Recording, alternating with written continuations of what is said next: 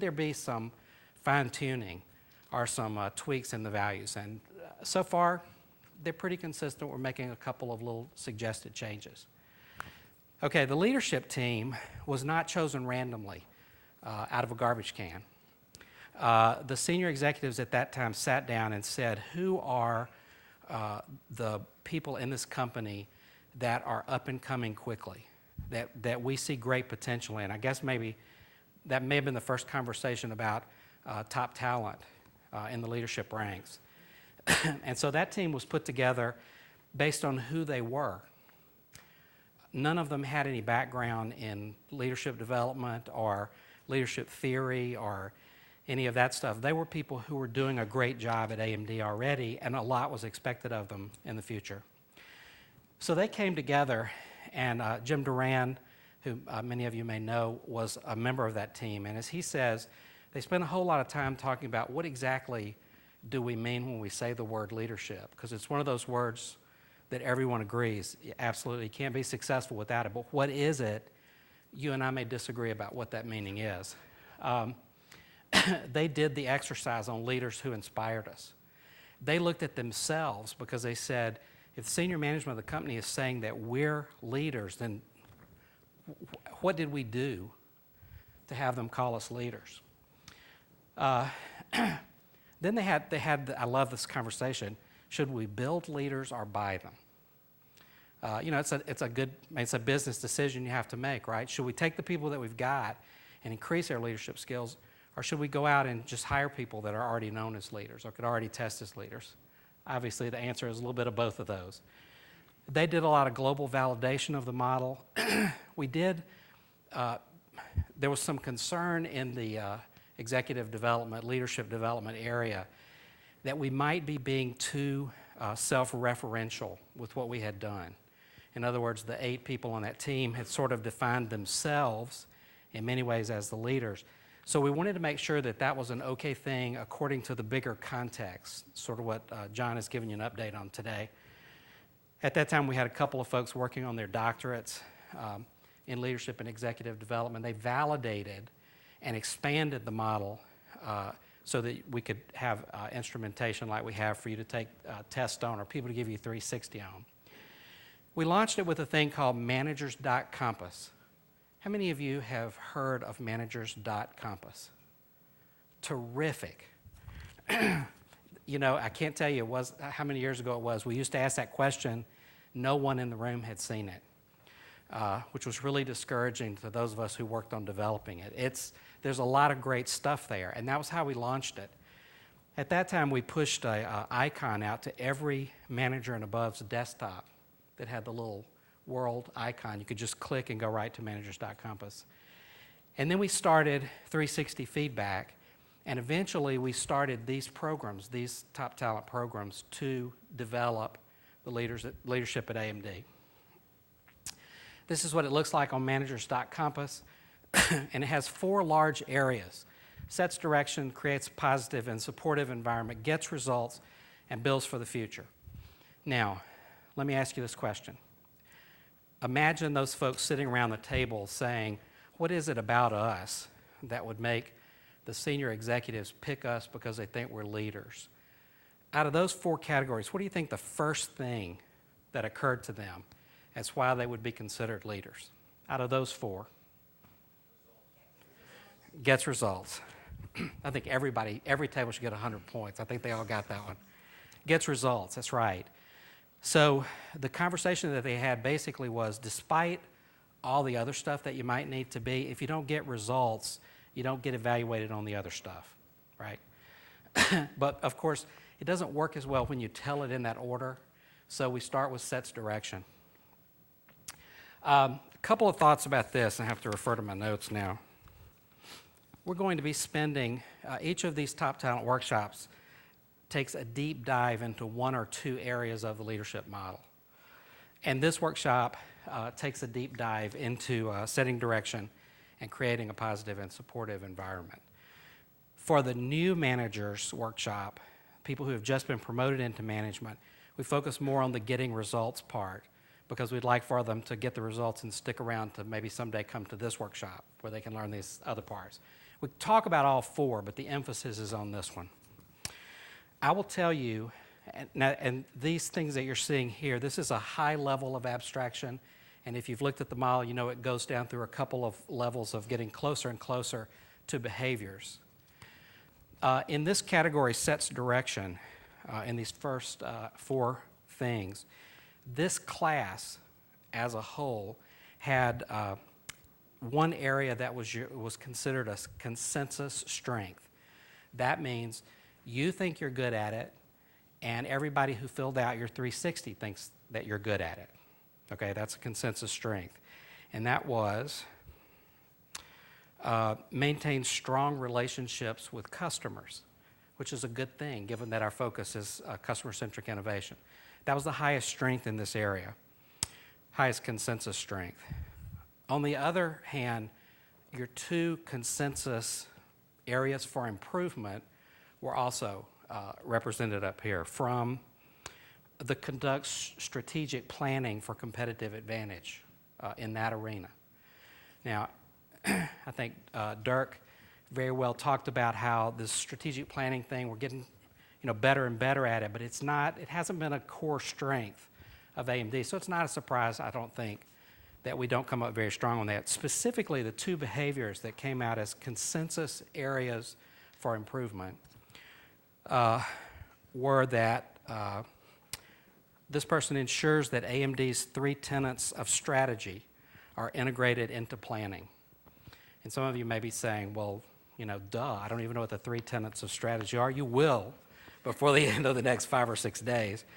And the other was, and this is a critical one, explains how tactical goals and objectives contribute to strategic organizational plans.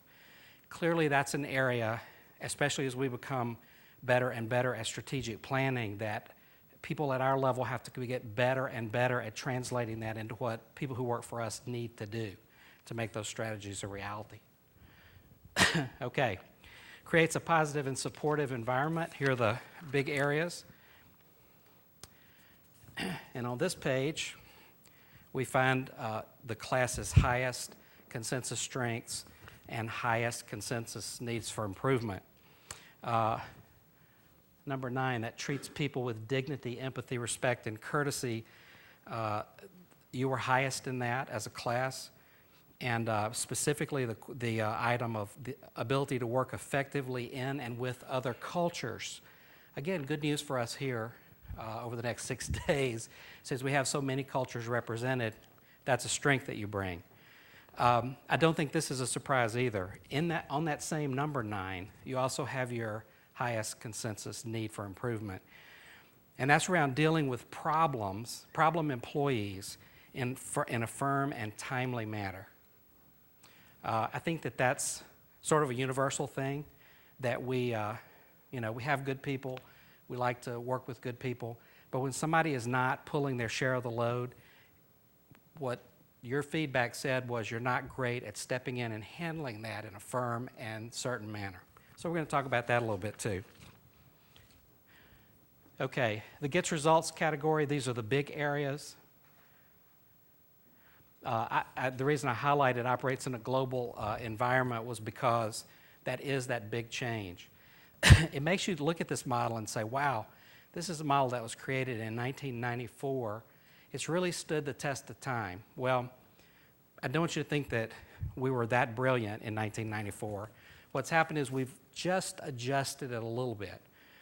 When Hector came on board, he looked at it, thought it was a great model. He thought there were a couple things that were missing, and this was one of them. Globalization did not appear on the 1994 model, but as you see, it's making a comeback in a couple of different areas. And finally, building for the future.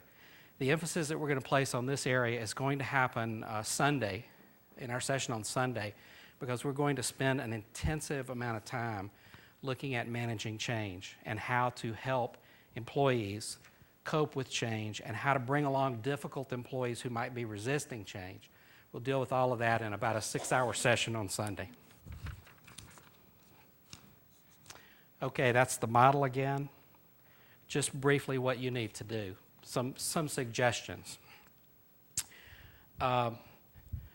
The self-assessment and 360 feedback is something that almost everyone here did. I think there are a couple of people who didn't encourage the people who were filling out your 360 enough, and so you didn't get enough feedback to actually get a report, but you're going to be getting a report of kind of the average for the class, and that won't be quite as effective, but there will always be the possibility for other classes you can go back and influence those difficult people to give the feedback, and then you could get the whole report. We need to start applying this model, thinking about, as a leader, what am I doing to set direction, to build a positive and supportive environment, to get those results, and to build my organization for the future. Do it here this week as you're running your company. Think in terms of those leadership capacities. Feedback is critical. And I think John will probably talk about this, but it bears saying a couple of times. The feedback that you're going to get on this 360 is not something that was invented to put on the 360 form. It was out there sitting in people's heads, and we asked them for it, and they gave it to us. That's an important thing to remember, because you could have gotten some of this feedback before you ever showed up here or it was ever entered into a program by asking for feedback. It's not exactly what we do at AMD in the day-to-day activity. You know, how did that meeting go? Tell me how I did leading it. It's something you could do, but it's certainly something you can do here over the next 6 days.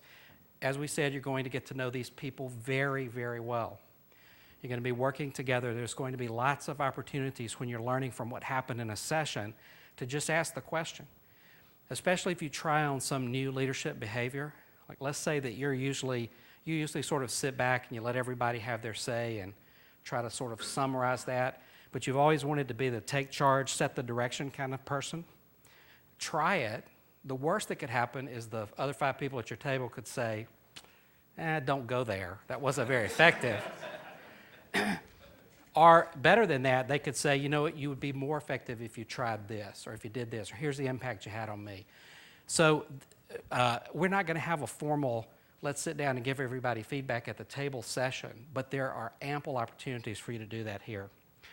This is a fancy term, be a reflective practitioner. That means using the experiential learning model. When you have an experience, review it, see what you can get out of it, new knowledge to apply in the next situation. It's going to be an experience when you get this feedback and start looking at it, I promise. And we're going to help you systematically review that. And then take that knowledge and we'll talk about how you use it back in the job. And then, oh, there it is back there.